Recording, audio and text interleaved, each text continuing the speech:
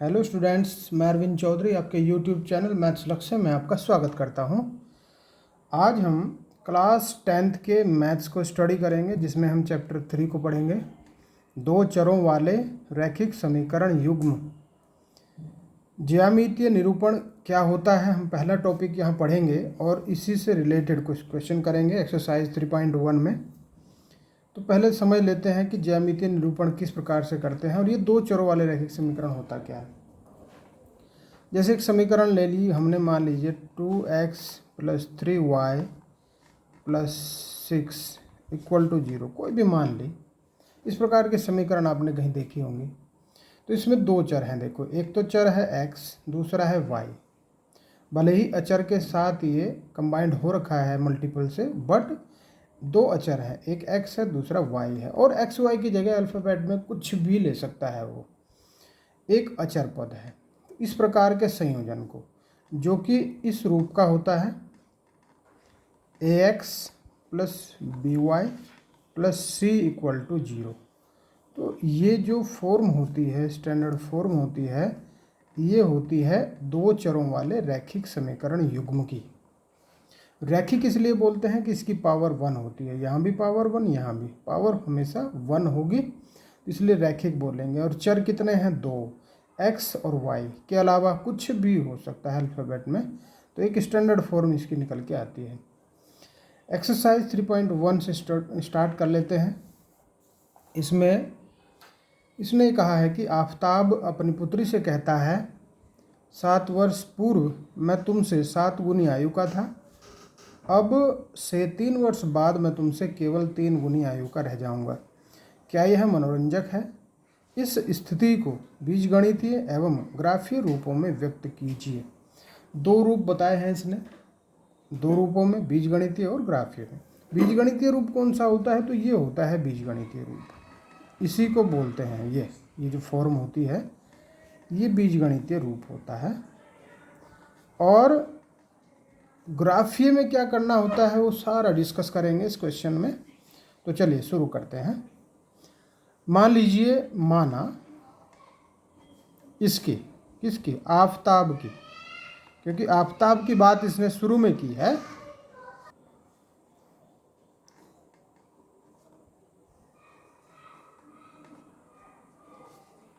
x वर्ष मान लेंगे आफताब की आयु, और इसकी जो पुत्री है उसकी आयु हम मान लेते हैं y वर्ष, क्योंकि दो चर ही इसमें मानने हैं और दो की ही बात की गई है, ये ध्यान दीजिए। तो अब ये कंडीशन पे आ रहा है। ये कंडीशन क्या कह रहा है कि 7 वर्ष पूर्व मैं तुमसे 7 गुनी आयु का था।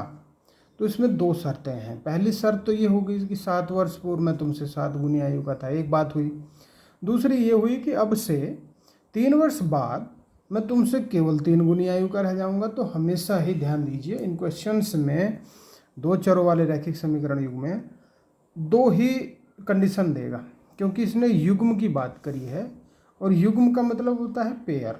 दो समीकरण होंगी बीजगणितीय, उन दोनों से ही हम कोई हल ज्ञात कर सकते हैं। ऐसा नहीं है कि हमें ये दे दिया और इसमें पूछ लिया कि बताइए x की वैल्यू क्या है, ऐसा नहीं कर सकते। दो समीकरण देंगे तो उसको हल करेंगे। चलिए, पुत्री की मान ली, तो यहाँ दो कंडीशन है। हम फर्स्ट कंडीशन की ओर चलते हैं। फर्स्ट कंडीशन ये दी है इसने कि 7 वर्ष पूर्व मैं तुमसे 7 गुनी आयु का था। देखो, दोनों ही 7 साल पहले की बात कर रहे हैं। एक साइड लिखेंगे आफताब की, इसको थोड़ा सा सिस्टमेटिक ढंग से समझिए। एक साइड आफताब की एज लिखी, दूसरी साइड हमने वाई, उसकी पुत्री की आयु लिखी। 7 साल पहले ये बात कर रहा है, 7 साल ही दोनों में से माइनस कर दिया। और आफताब, ये है आफताब, इसकी एज अपनी पुत्री की कितने गुना थी? 7 गुना। तो ये बात हम डायरेक्ट फर्स्ट कंडीशन में लिख सकते हैं। तो एक थोड़ा सा एक संशोधन करें कि भाई 7 साल पहले आफताब की आयु, ऐसे करके कि 7 साल पहले आफताब की आयु x-7, उसकी पुत्री की आयु y-7, और उसको फिर इस प्रकार से हम रख सकते हैं x-7, इसको एक समीकरण का रूप दे देंगे। ये बन जाएगा 7 - 7y - 49। 7 7 49, इस 7 को भी उधर भेज देंगे, अथवा इन दोनों को इधर ले आओ, ये भी सही रहेगा। एक थोड़ा सा एक सही मानक रूप इसका बन जाएगा। देखिए यहाँ x माइनस 7y को तो पहले लिखा, इस -7 को जब उसके साथ करेंगे, घटाएंगे उसमें से, तो ये हो जाएगा 42। ये समीकरण 1 बन के तैयार हो गई। तो ये कौन सा रूप आया है? ये बीजगणितीय रूप आया है। और दूसरा हमें ग्राफीय चाहिए, तो हमें दोनों बीजगणितीय रूप चाहिए। किसके? दूसरी कंडीशन भी तो है। दूसरी कंडीशन में, सेकंड कंडीशन, दूसरी दशा ये है कि 3 वर्ष बाद, अब से 3 वर्ष बाद, एक साइड x लिखिए, दूसरी साइड y लिखिए। ये आफताब हुआ वर्तमान का, ये इसकी पुत्री हुई। 3 साल बाद की बात कर रहा है, 3 यहाँ जोड़ दीजिए और 3 ही इसमें जोड़ दीजिए, क्योंकि 3 साल बाद तो दोनों की एज में 3 3 साल जुड़ जाएंगे। अब ये केवल 3 साल का रह जाएगा अपनी पुत्री का 3 गुना। मैं तुमसे केवल 3 गुनी आयु का, तो जिसमें भी कहता है बाद में का, जिसके बाद भी, उसी में मल्टीपल होती है। इन शब्दों का भी थोड़ा ध्यान रखा जाता है। यहाँ से एक समीकरण बन के आएगी, 3 के अंदर मल्टीपल कर देंगे, 3 3 9, ये हो जाएगा x माइनस 3y। 3 को उधर भेज देंगे, 9 में से 3 गया 6, तो ये समीकरण यहाँ से बन गई, समीकरण नंबर 2। इन दोनों ही समीकरणों को अब हमें ग्राफीय निरूपण करना है, क्योंकि इसका जो बीजगणितीय रूप है वो तो आ चुका है। बीजगणितीय रूप जो इसने पूछा है वो हम निकाल चुके हैं। वो है x minus 7y plus 42 equal to 0, एक। और दूसरा निकाला x माइनस 3y बराबर 6 है, इसे चाहे तो -6 बराबर 0 भी हम लिख देंगे, तो एक स्टैंडर्ड फॉर्म बन के आ जाएगी। ये इसके बीजगणितीय रूप है। तो एक हल तो हो गया, इतना आधा इसका। आधे में पूछा इसने कि ग्राफीय रूपों में भी इसको व्यक्त करना है। ग्राफीय रूप में कैसे करते हैं, इसको ध्यान से समझिए। ग्राफीय निरूपण के लिए फ्रॉम फर्स्ट, पहली समीकरण हम यहाँ ले लेते हैं, और इसमें क्या करेंगे कि कुछ ऐसी वैल्यू हम रखेंगे जिससे कि टेबल बन के आ जाए। देखिए क्या वैल्यू हो सकती है। यदि हम x0 रख लें, तब y कितना आएगा? देखिए 0 minus 7y plus 42 equal to 0, तो यहाँ से 7y इक्वल टू 42 आ जाएगा, क्योंकि मैं इसको उधर ले गया, सीधा करके लिख दिया। और y इक्वल टू 7 छके 42। तो देखिए हमारी एक टेबल तैयार हो गई, या एक बिंदु बन के तैयार हो गया। एक बिंदु, देखो क्यों हम इसको बिंदु बना रहे हैं। देखो मैं इसको एक टेबल रूप में बना लूँगा बाद में, लेकिन एक और वैल्यू निकाल लेंगे। एटलीस्ट हमें 2 वैल्यू चाहिए। एक तो हमने 0 से निकाल ली, दूसरी में अगर हम यहाँ पे x की जगह 7 रख लें, x बराबर 7, तो देखो 7 माइनस 7y प्लस 42 बराबर 0, तो यहाँ से आएगा 7y बराबर कितने 49। तो y बराबर भी देखो कितना आ जाएगा 7 7 49। तो 2 बिंदु बनकर आए यहाँ से। एक तो आया 0 6, 0 6, ध्यान दीजिए पहले x ही लिखा जाएगा फिर y लिखा जाएगा, और दूसरा 7 और 7, 2 बिंदु। बस ये 2 हमें यहाँ से चाहिए थे। इन 2 बिंदुओं को हम जब वहाँ पे निरूपित करेंगे ग्राफ में, तो हमें एक लाइन प्राप्त हो जाएगी। अब करेंगे हम दूसरी समीकरण से। दूसरी समीकरण थी x minus 3y minus 6 equal to 0, ये थी दूसरी समीकरण। इसमें भी हम इसी प्रकार से रखेंगे कि एक वैल्यू हम x की ऐसी रख के देखेंगे कि जिससे कुछ y की वैल्यू एक निकल के आए। तो क्या x बराबर 0 से चल जाएगा काम? तो देखो यदि x बराबर 0, तो ये बन जाएगा 0 minus 3y minus 6 equal to 0, या 3y इक्वल टू कितना आया माइनस के 3y इक्वल टू 6 हो जाएगा, और y इक्वल टू माइनस के 2 आ जाएगा। अब फिर एक और वैल्यू x की हमें रखनी है, जिससे कि एक ध्यान देने वाली बात ये इसमें रहती है कि हम बहुत बड़ी वैल्यू हम नहीं रखेंगे, क्योंकि बड़ी वैल्यू रखेंगे तो ग्राफ में इसको फिर सजाना बहुत मुश्किल हो जाएगा। एक वैल्यू मान लीजिए हमने रख ली कि 20 रख लिया हमने x की वैल्यू, 21 रख लिया हमने x की वैल्यू, और y की वैल्यू आई 1 2, ऐसे करके कोई वैल्यू आ जाएगी छोटी सी। तो इस प्रकार से जो बिंदु बनकर आएगा हम क्या उसे ग्राफ में ठीक से शो कर पाएंगे? तो नहीं कर पाएंगे। इसलिए हम छोटी वैल्यूज सोचेंगे पहले, 0 1 2 3 ऐसे करके वैल्यू सोचेंगे, तो हम बड़ी आसानी से इसको हल कर पाएंगे। x की वैल्यू एक और हम सोच लेते हैं, 6 यदि हम रखें तो ये हो जाएगा 6 - 3y और -6 बराबर 0। तो देखिए -3y, 6 से 6 गई 0 बराबर 0 आएगा, तो y बराबर भी 0 आ जाएगा। तो देखो दो बिंदु हमारे पास निकल कर आए। बिंदु हैं हमारे पास, एक तो आया ये 0 और -2, दूसरा आया 6 और 0। देखो क्वेश्चन को उलझाएंगे नहीं, बहुत इजीली इसको करते जाएंगे, और उलझेगा कब? जब हम इस चीज़ को उल्टा कर देंगे कि y की वैल्यू पहले रख दें और x की वैल्यू बाद में। तो किसी भी निर्देशांक में हमेशा ही x पहले होता है और y बाद में होता है। ये चीज़ हमें क्लियर रखनी पड़ेगी, इसमें कोई संकोच नहीं होना चाहिए। दो बिंदु जो हमारे पास आए हैं, अब हम इनकी ही सहायता से ग्राफीय निरूपण करेंगे। तो ये चीज़ें हमें बहुत ज़रूरी होती है इसके लिए। चलिए करते हैं, कैसे करेंगे देखिए यहाँ ग्राफ पेपर आपके सामने है, ग्राफ इसमें पूरा है, मतलब जो खाने हैं वो उसमें दिए गए हैं पूरे। तो एक खाने का जो साइज होता है वो 1 सेंटीमीटर स्क्वायर होता है। 1 सेंटीमीटर इधर होता है तो 1 सेंटीमीटर इधर होता है, और इस प्रकार से इसमें निशान भी होते हैं। पूरी लाइन क्लियर होती है कि कहाँ से कहाँ तक है। तो ये हेल्पफुल होता है, इसलिए तो अपने हाथ से ना बनाकर इस ग्राफ पेपर को इस पर यूज़ करना है इसके लिए। तो देखिए सबसे पहले इसने कहा बिंदु बनाया 0 6 और 7 7। तो 0 6 7 7 को हम कैसे शो करेंगे? देखो कहीं पे इस प्रकार से हमें x अक्ष और y अक्ष चाहिए कि जिससे कि 7 7 बिंदु, जो बड़ा बिंदु है उसको पहले देख लो। 7 7 किधर? 7 मतलब आगे, 7 ऊपर। तो 1 1 सेंटीमीटर का भी अगर हम बनाएं तो कहीं से भी 7 पूरे हो जाएंगे। देखो यहाँ से, तो हम यहीं से इसको कर लेंगे बीच में x अक्ष और y अक्ष। तो जो खड़ा हुआ अक्ष होता है वो होता है y, और जो पड़ा हुआ क्षैतिज होता है वो होता है x। तो इसमें यूज करना है पेंसिल का,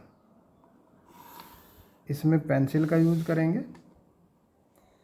और अगर आपको पेंसिल से सही नहीं दिख रहा वहाँ, तो मैं आपके लिए पेन का यूज कर देता हूँ, क्योंकि मेन चीज़ तो आपके लिए सही से दिखना है। अगर आपको दिखेगा नहीं तो समझ में क्या आएगा। चलिए मैं वैसे तो देखो पूरी लाइन खींच रहा हूँ ऊपर तक, लेकिन ज़रूरी नहीं कि पूरा मिलाओ इसको। कहीं से भी हम इसमें इस प्रकार से ये एरो लगा देते हैं। तो एरो लगाने से नीचे लिखेंगे -y और ऊपर लिखेंगे प्लस के y। फिर इसको कर देते हैं इस प्रकार से। x के लिए देखो, x के लिए क्या करेंगे, कोई ऐसी जगह चूज कर लेंगे जिससे कि आराम से हम इसको जो बिंदु हमारे पास हैं उनको हम इसको शो कर पाएँ। तो देखिए कहीं ऐसी जगह ही हमने सेट कर लिया इसको कि अब हमें ये है इधर माइनस और ये इधर प्लस। देखो यहाँ कर लिया, ये इधर है -x और इधर है प्लस के x। हमारे पास है बिंदु 0 6। सबसे पहले 0 6 को दर्शाएंगे, कहाँ देखेंगे? 0 6। और हम इसमें पैमाना भी इस प्रकार से मानेंगे। देखो एक पैमाना यहाँ पे लिख देते हैं हम, ग्राफ में ज़रूरी होता है पैमाना। 1 सेंटीमीटर बराबर 1, और यही पैमाना इधर भी कर देंगे। पैमाना 1 सेंटीमीटर बराबर 1 चलना है जब हम 1 सेंटीमीटर चलेंगे। तो 0 6, 0 तो इसका मतलब यहीं से चलना ही नहीं है, x तो 0 है ना, नहीं चलना। तो 6 कहाँ चलना है? x पे y पे? तो y पे कहाँ? प्लस की तरफ। 1 2 3 4 5 6। देखो ये जो बिंदु है ये बन गया आपका 0 6। एक बनाना है, बीच बीच में निशान नहीं लगाने हैं, पेंसिल लग गया मेरे से, नहीं लगाना है ऐसा। और बल्कि तो आपको पेन से तो बनाना ही नहीं है, ये पेंसिल का काम होता है, ध्यान दीजिए। मैं तो पेन इसलिए यूज़ कर रहा हूँ ताकि आप इसको अच्छे से देख पाएँ, और देखेंगे तो समझेंगे। फिर दूसरा है 7 7। 7 7 किधर होगा? 1 2 3 4 5 6 7। 7 तो हो गया x, और फिर 7 ही हो गया y, और वो भी प्लस 1 2 3 4 5 6 7। ये बन गया। देखो ये बिंदु आया है 7 और 7। अब क्या करना है, जब हमारे पास दो बिंदु आ गए हैं तो हम इन्हें मिला देंगे। इस प्रकार से यहाँ पे इनके यहाँ जो बिंदु बने हैं इनको हम पेंसिल की नोक से चेक कर लेंगे कि क्या ठीक ठीक बन गए हैं। बस इससे ज़्यादा बड़ी बनाने की कभी ज़रूरत पड़ती है तो इसको आगे बढ़ा लो, नहीं तो हो गया काम हमारा। इसको इस प्रकार से एरो लगा देते हैं। इसका मतलब होता है कि आगे कहीं भी बढ़ सकता है, इसका मतलब यही हुआ है इस एरो का। तो एक लाइन बन गई, और फिर इसी लाइन के ऊपर जो जिस समीकरण से हमने इसको बनाया है, ये था x - 7 y + 42, इसको हम लिख भी देते हैं। दूसरी है 0 - 2। तो -2 देखो कहाँ चलेंगे, 0 तो यहीं चलना है, -2 कहाँ चलेंगे, नीचे। 1 और 2 ये चल गया 0 और -2। दूसरा है 6 0। 6 0 कहाँ होगा, 1 2 3 4 5 6 ये, और 0 कहाँ, कहीं भी नहीं, क्योंकि x तो चला है, y नहीं चलना है। तो ये आ गया 6 0 हो गया। अब फिर क्या करना है, इन दोनों को मिला देना है, इन दोनों को मिला दो। ये मिला दिया, तो ये एरो आगे फिर लगा दो। तो देखो दोनों समीकरणें जो हमारे पास थी हमने दोनों को मिला दिया, और केवल इसने निरूपण कहा था, हल नहीं कहा था। ध्यान दीजिए, हल कहता है तो क्या होता है मैं इसको भी बता देता हूँ इसी में, क्योंकि हमें ये भी चीज़ करनी है। ये जो दूसरी समीकरण थी ये थी x - 3y - 6, ये समीकरण दूसरी थी, बराबर 0 भी लिख सकते हैं ये यहाँ पे। तो दोनों हो गई। देखो ध्यान से समझिए, ये कहीं आपस में एक दूसरे से कहीं मिल सकती हैं क्या? ऐसा लगता है क्या कहीं जाके एक दूसरे से मिल जाएंगी ये? तो बिल्कुल मिल सकती हैं। देखिए जो गैप इनमें यहाँ है, यहाँ तो ज़्यादा गैप है ना, और यहाँ कम गैप है। देखो गैप से ध्यान से देखिए, इसको ज़्यादा है ना, यहाँ ज़्यादा है तो यहाँ कम होता जा रहा है। इसका मतलब ये हुआ कि ये कहीं ना कहीं जाकर मिल जाएंगी। और जहाँ भी ये दोनों किरणें आपस में मिलती हैं, दोनों रेखाएं, किरण नहीं होती, रेखाएं कहते हैं इनको, दोनों रेखाएं एक दूसरे से मिलती हैं, तो वही इसका हल कहलाता है। अच्छा, नेक्स्ट बात पे आ जाते हैं। आगे अगर हमें हल करना है तो हल वाले सवाल भी आगे आएंगे, उसको डिस्कस करेंगे। क्वेश्चन नंबर 2 को देख लेते हैं। क्रिकेट टीम के कोच ने 3900 रुपये में 3 बल्ले तथा 6 गेंदें खरीदी। बाद में उसने एक और बल्ला तथा उसी प्रकार की 2 और गेंदें 1300 रुपये में खरीदी। इस स्थिति को बीजगणितीय तथा ज्यामितीय रूपों में व्यक्त कीजिए।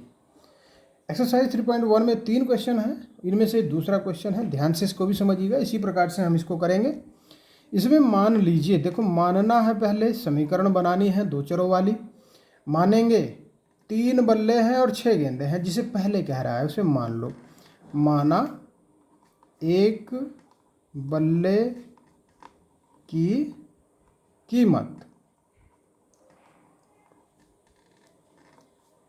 x रुपये, और फिर माना एक गेंद की कीमत y रुपये। तो देखिए 2 कंडीशन बनी। फर्स्ट कंडीशन क्या बनी, फर्स्ट में इसने ये कहा कि 3 तो हैं बल्ले, 6 हैं गेंदे। 3 बल्लों के कितने रुपए, एक बल्ले के तो x रुपये, 3 बल्लों के 3x रुपये, और कितने होंगे टोटल, 3 बल्लों के 3x, 6 गेंदों के 6y, क्योंकि एक गेंद का हमने एक माना है, बराबर हो गए 3900। बस इसको हम फर्स्ट मान के यहीं छोड़ देंगे। सेकंड कंडीशन में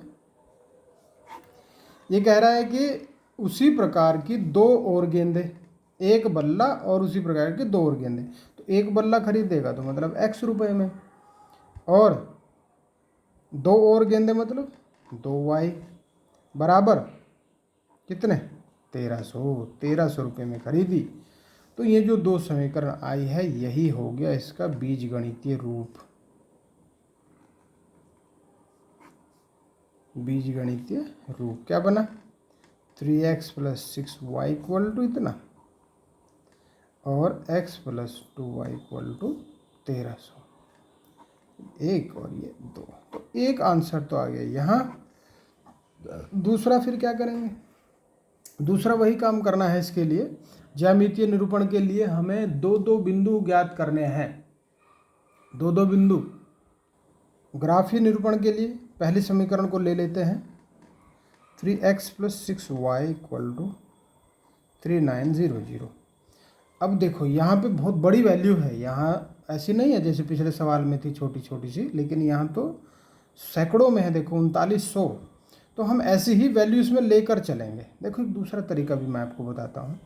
जैसे बहुत बड़ा सा समीकरण आपको लग रही है, तो आप एक काम करें, 3x बराबर निकाल लें। यहाँ से 3900 - 6y हो जाएगा, और x बराबर कितना हो जाएगा 3900 - 6y, और बटे में आ जाएगा 3। तो देखो अब वैल्यू रख के देखो, y की वैल्यू रख के देख लो। y की वैल्यू अगर हम यहाँ पे कितना रख दें, छोटी से छोटी आनी चाहिए, बस ये चीज़ सोचने योग्य है थोड़ी सी यहाँ पे, क्योंकि बहुत बड़ी वैल्यू रखने से हमें ग्राफीय निरूपण में समस्या आ जाती है। और कहीं भी जो हम हल निकालना चाहेंगे, इन 3 क्वेश्चनों में तो हल नहीं निकालना हमें, लेकिन जिनमें हमें हल निकालना होगा वहाँ बड़ी समस्या आ जाएगी। वहाँ कहीं भी जाकर हमारी रेखाएँ एक दूसरे से नहीं मिलेंगी, और नहीं मिलेंगी तो हम हल नहीं खोज पाएंगे। तो y की वैल्यू क्या रखें, देखो जैसे हम रख देंगे इसमें 8 रख दें, 8 ना रख के 800 रख दें जैसे, या 700 रख दें, या 600 रख दें। देखो 600 से भी काम चल जाएगा। y बराबर 600, तो x बराबर कितना हुआ 3900 - 6 × 600। ये सोचेंगे पहले, ये रफली करके देख लेंगे अलग से। अगर आपको ऐसा लगता है 6 6 की 36, 3900 में से 36 के कितने बचे, 300 बचे, और बटे हो गया 3, तो कितना आ गया 150। देखो 150 आ गया, तो काम हमारा हो जाएगा इससे भी। एक 600, एक 150, तो एक बिंदु बन के आया क्या, एक हो गया लेकिन x पहले है, ध्यान दीजिए 150 और दूसरा 600, एक बिंदु। दूसरा और ज्ञात करना है हमें इसका, 3 से 300 को डिवाइड करेंगे तो 100 आएगा, ये आएगा बिंदु 100 और 600। दूसरा बिंदु y अगर हम 500 ले लें, तब देखिए x कितना आएगा, x बराबर 3900 - 6 × 500 बटे 3 बराबर 6 पंजे 30, 3000 3900 में से जाएंगे तो 900 बचेंगे, और बटे 3 बराबर आएगा 300, है ना। 300 आ गया। अब इससे यहाँ से बिंदु हम बना देंगे। तो यहाँ से जो इससे बिंदु बने दोनों, एक तो बना था 100 600,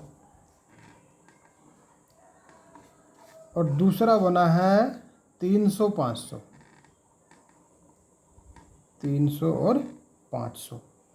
इन्हीं दोनों बिंदुओं को हम ग्राफ पेपर पे दर्शाएंगे और एक लाइन खींच देंगे। लेकिन इसमें समीकरण कितनी है 2, तो अब हम आ जाएंगे समीकरण 2 पे। समीकरण दूसरी है x + 2y = 1300। इसको देखो, यहाँ से x बराबर हो जाएगा 1300 - 2y। अब y की वैल्यू किस प्रकार से रखेंगे, देखिए y बराबर, यदि y बराबर मैं यहाँ 600 रख दूँ, हैं 700, चलो 700 रख देते हैं, 700 रख दी, तो क्या बना x कितना आया 1300 - 2 × 700, तो ये हो गया -100। इसलिए हमारा बिंदु बनेगा यहाँ से -100 और 700। और मान लेते हैं यदि, क्योंकि हमें दो मानने हैं, बस ये ध्यान दीजिए। कोई भी रेखा खींचने के लिए हमें दो बिंदु चाहिए। एक अगर y अगर हम यहाँ से कितना ले लें, 500 ले लें, y 500, x बराबर हो जाएगा 1300 माइनस 2 गुणा 500। 1300 में से 1000 गए, कितने बचे, 300। तो देखो दो बिंदु हमारे पास बने यहाँ भी। एक तो यहाँ से बना -100 और 700, और दूसरा बना यहाँ से 300 और 500। इन दोनों बिंदुओं में क्या करना है, वहीं चले जाना है ग्राफ पेपर पे और इनको उसमें शो करना है। तो आ जाते हैं, इसी के बैक साइड में ग्राफ है। इस ग्राफ में हमें पहले 100 600 को देखना है। देखो यहाँ मूल बिंदु से हम लेकर चलेंगे, क्योंकि जहाँ x अक्ष और y अक्ष जहाँ मिलते हैं आपस में, से मूल बिंदु कहते हैं। यहाँ से 100 600, 100 के लिए देखो पैमाना हमें इसी प्रकार का मानना पड़ेगा। ध्यान दीजिए, इसमें हमने वहाँ पैमाना 1 सेंटीमीटर के बराबर 1 को माना था, लेकिन यहाँ 1 सेंटीमीटर के बराबर 100 मानेंगे, और यहाँ भी 1 सेंटीमीटर के बराबर, दोनों साइड में, x में भी और y अक्ष में भी, दोनों अक्षों में 100 को मानना है। तो देखो 100 600 चलने का मतलब है 1 6 चलेंगे, तो 1 और 6 कहाँ, 1 2 3 4 5 और 6, ये आ गया। तो इसे हम यहाँ पे 1 6 नहीं बल्कि लिखेंगे हम 100 600 ही, क्योंकि हमने पैमाना इस हिसाब से ही माना है। दूसरा 300 500 है, 1 2 3, 1 2 3, तो 300 हो गया। 500 कहाँ चलेंगे, 1 2 3 4 5, यहाँ पे ये 5 हो जाएगा। देखो 1 3 4, हाँ ये हो जाएगा, ये हो जाएगा 300 और 500। अब इन दोनों को मिलाते हुए एक रेखा खींचो, मिला दीजिए जितना भी ये हो सकता है, सही से मिलाना है। ये हो गया, इसे भी हम इस प्रकार से कर दिया हमने। अब दूसरा देखो, दूसरा है बिंदु -100 और 700। -100 और 700 कहाँ होगा, माइनस के 100 तो यहाँ होंगे, और 700 कहाँ, 1 2 3 4 5, 1 2 3 4 5 6 और 7, यहाँ बैठेगा -100 और 700। अच्छा हाँ ये ठीक है, 7 ठीक हो गया। और दूसरा 300 500, ये तो सेम यही है। तो देखो इन दोनों को भी अगर मिलाएंगे तो लाइन तो यही खींचेगी ना, तो इसमें एक ही लाइन खींचनी है। ये चीज़ हम अगली एक्सरसाइज में डिस्कस करेंगे कि ऐसा क्यों है कि एक ही लाइन कैसे दो समीकरणों की खींच गई। तो इन दोनों में यहाँ हम दोनों समीकरणों को लिख दें, या तो जो ये दोनों समीकरणें थी क्या थी, ये थी 3x + 6y = 3900 और भाई x + 2y = 1300, दोनों इसी में आ गई। क्लियर हो गई बात। नेक्स्ट पे चलते हैं, क्वेश्चन नंबर 3 पे आते हैं। 2 किग्रा सेब और 1 किग्रा अंगूर का मूल्य किसी दिन 160 रुपये था। एक महीने बाद 4 किलो सेब और 2 किलो अंगूर का मूल्य 300 रुपये हो जाता है। इस स्थिति को बीजगणितीय तथा ज्यामितीय रूपों में व्यक्त कीजिए। यहाँ से मान लेते हैं, माना 1 kg सेब का मूल्य, क्योंकि जो पहले दिया होगा उसे ही हम पहले मान लेते हैं, तो कन्फ्यूजन नहीं होता। x रुपये माना हमने और 1 kg अंगूर का मूल्य मान लिया y रुपये। अब हमारी कंडीशन बननी शुरू हो जाएंगी। फर्स्ट कंडीशन ये है कि 2 किलो तो है सेब और 1 किलो अंगूर हैं, ये हैं 160 रुपये के। एक कंडीशन बन गई। देखो 2 किलो सेब के 2x और 1 किलो अंगूर के 1y रुपये बराबर 160 रुपये। दूसरी कंडीशन बनी हमारी ये कि 4 किलो सेब हैं और 2 किलो हैं अंगूर, बराबर है 300। तो देखो यहाँ से हम इसको सॉल्व भी कर सकते हैं, इसको सरल भी, सिंप्लीफाई भी कर सकते हैं। 2 हम बाहर ले लेंगे तो बचेगा 2x + 1y = 300 और 2x + y = 300/2 150। तो एक समीकरण दूसरे वाली बनकर आई। देखो वहाँ भी 2x+y था, यहाँ भी 2x+y है, वहाँ 160 यहाँ 150, तो कोई फ़र्क नहीं, हमें तो केवल लाइन खींचनी है बस, इससे ज़्यादा हमें कुछ नहीं करना फिलहाल यहाँ। तो इसके लिए क्या करें, ज्यामितीय रूप निरूपण तो आ गया, हम लिख देंगे कि ज्यामितीय निरूपण ये, और दूसरा फिर क्या करेंगे, ग्राफीय के लिए। ग्राफीय के लिए हम क्या करेंगे कि हम पहली समीकरण को ले लेंगे। पहली समीकरण है 2x+y = 160, तो हम y बराबर ले लेंगे जो सिंगल है, इजी करने के लिए तरीका होता है ये, 160 - 2x। तो देखो x की वैल्यू हम यहाँ पे दाहिने के पदों में लिखेंगे 10 20 30 40 करके, क्योंकि यहाँ 160 है, जहाँ 100 की सैकड़ों की बात हो रही थी पिछले क्वेश्चन में, यहाँ दाहिने में बात हो जाएगी। तो यहाँ 2, अगर मैं यहाँ पे 80 रख दूँ, देखो 80 रख दूँ x की वैल्यू, तो y बराबर कितना आएगा, देखो y बराबर 80 दूनी 160, 160 - 2 × 80, तो ये आ जाएगा 0।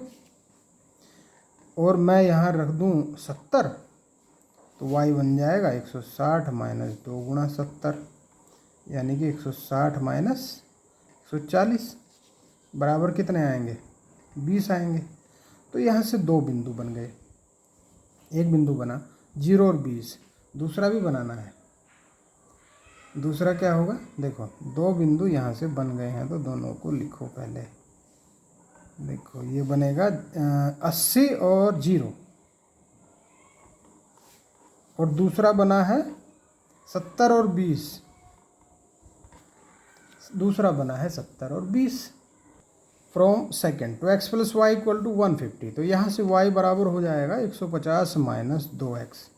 अब x की वैल्यू हम रखेंगे, यदि x बराबर सोच के रखेंगे तब y बराबर कितना, तो x सोचो। देखो यदि मैं x 70 ही सोच लेता हूँ, चलो इसमें भी, तो ये y हो जाएगा 150 - 2 × 70, 150 में से 140 गए, बचे 10, यहाँ का बिंदु क्या बन जाएगा, 70 10। दूसरा सोचो, यदि x बराबर मैं 80 कर दूँ, y बराबर 150 - 2 × 80, 150 - 160 बराबर -10।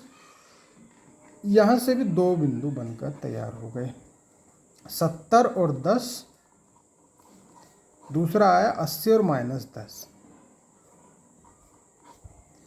तो 2 बिंदु जो पहले आए हैं उनसे एक रेखा खींचेगी, और 2 बिंदु ये आ गए हैं। तो इस प्रकार से इस ग्राफ में इसको हम निरूपित कर देंगे। देखो इस ग्राफ पे फिर आ जाते हैं, हमने ये लाइन खींची एक y-अक्ष और ये x-अक्ष खींचा, और यहाँ पे देखो मूल बिंदु है। इसमें 80 0 और 70 20 पहला था, लेकिन इसमें हमें पैमाना मानना पड़ेगा। देखो अगर हम 80 वैसे देखें हैं, 1 सेंटीमीटर पे हम देखें, तो 80 कहाँ तक लाएंगे, तो पैमाने की ज़रूरत तब पड़ती है जब ये बहुत बड़ा हो जाता है। और वैसे तो ये पैमाना लिखने की आदत हमें होनी चाहिए कि 1 सेंटीमीटर 10 को मान लो। तो देखो अगर 80 0 है तो हमारा क्या बन जाएगा, 8 0। और इधर भी ये ध्यान देंगे कि पैमाना हमें दोनों तरफ लिखना होता है, 1 सेंटीमीटर बराबर 10। तो 8 0 और 7 2 चाहिए बस हमें। अब ये समझ लीजिए, 1 2 3 4 5 6 7 8, तो ये बन गया 80 0। दूसरा 70 20 है, तो ये बन गया 70 20, 7 2 पे। इन दोनों को मिला दो, इन दोनों को हम मिला देंगे,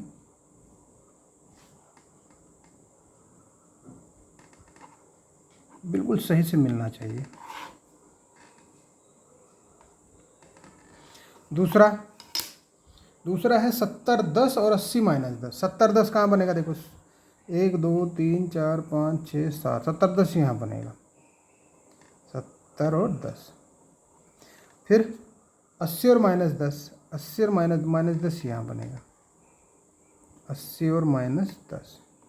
इन दोनों को भी खींचिए, मिलाते हुए इन दोनों को भी एक रेखा खींचनी है। सही से हम इसको खींच लेते हैं।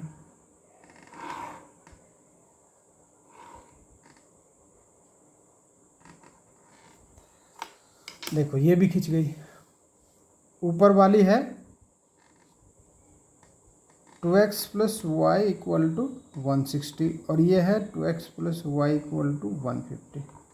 दोनों लाइन हो गए। देखो ये है पैरेलल, समांतर है, कहीं भी जाकर एक दूसरे से नहीं मिलेंगी। ध्यान दीजिए, यही कंडीशन हमें एक्सरसाइज 3.2 में समझने को मिलेंगी कि क्यों होता है ऐसा। अगर हम लाइन ना खींचे, बिना लाइन खींचे हम सीखना चाहें तो कैसे करें, वो सारी चीज़ें हम एक्सरसाइज 3.2 में करेंगे।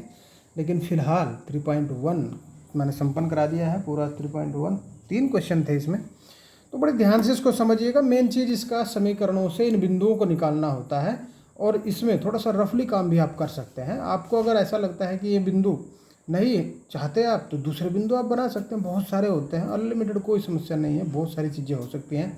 बस आप थोड़ा सा लगन से इसको सीखते जाइए। Okay, thank you.